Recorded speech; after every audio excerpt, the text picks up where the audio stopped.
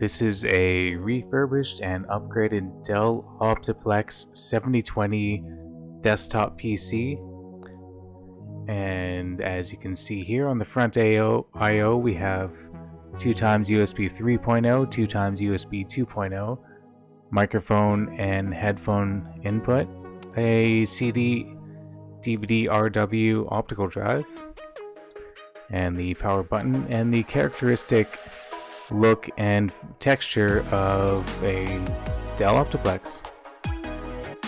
Not too much else to it. Let's take a look at the inside and talk about the hardware a bit. That's the stock 290 watt power supply, and with that we're just barely able to power the Intel i5-4590 CPU at 3.3 GHz. There's 16 gigabytes of Micron RAM. That's the Zotac GeForce GTX 650 Ti 2GB graphics card. And we have a 128GB SanDisk X110 Windows 10 boot drive and a 256GB SanDisk solid state drive for games and storage. Now here on the rear I/O of the motherboard, there's older style mouse and keyboard PS2 ports, RJ45 Ethernet port, 2x USB 2.0, 2 display ports, 4x USB 3.0, sorry that's 2x 3.0 and 4x USB 2.0, there's a VGA port, serial port, audio in and out, 2x DVI and 2x HDMI on the graphics card. Now onto the games. So Dead by Daylight on lower settings averages roughly between, I would say, 42 to maybe 55 frames per second, depending on what's, dropping down to 39, depending on what's going on the screen. And honestly, that's still playable.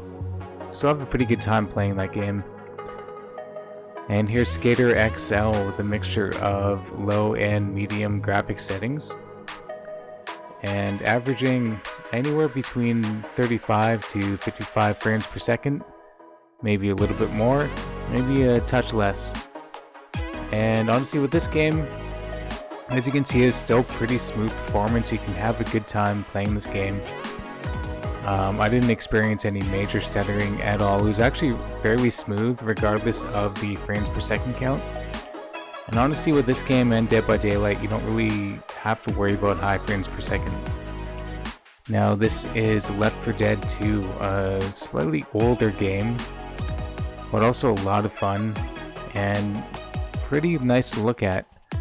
As you can see, we are averaging anywhere from mid-80s to over 100, 110 frames per second, and these are all on unadjusted high graphics settings. So you get some good performance out of a classic game.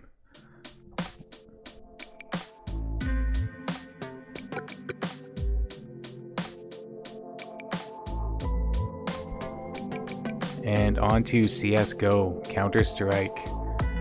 So I just ran the benchmark here and played a couple matches myself, and there was no problem playing this game at all.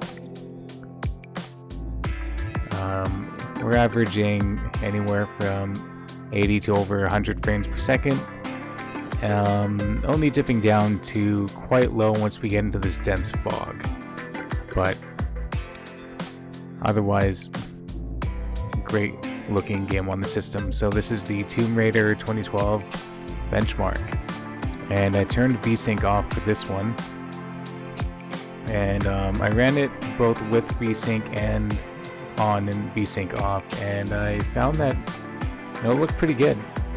No screen tearing. This game would look pretty nice on the system, and even with the benchmark it didn't come close to overheating.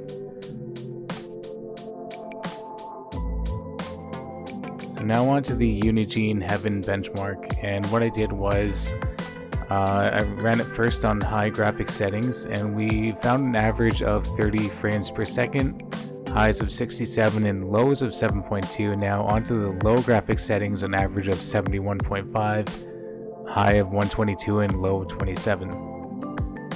And the Valley benchmark, same thing, on high graphics settings, an average of 38 frames per second, high of 70, low of 17. And on the low settings, average of 54 frames per second, high of 112, low of 23. So though this CPU and GPU is an interesting match, within the limits of this Dell Optiplex power supply, yeah, you can still get some pretty good performance.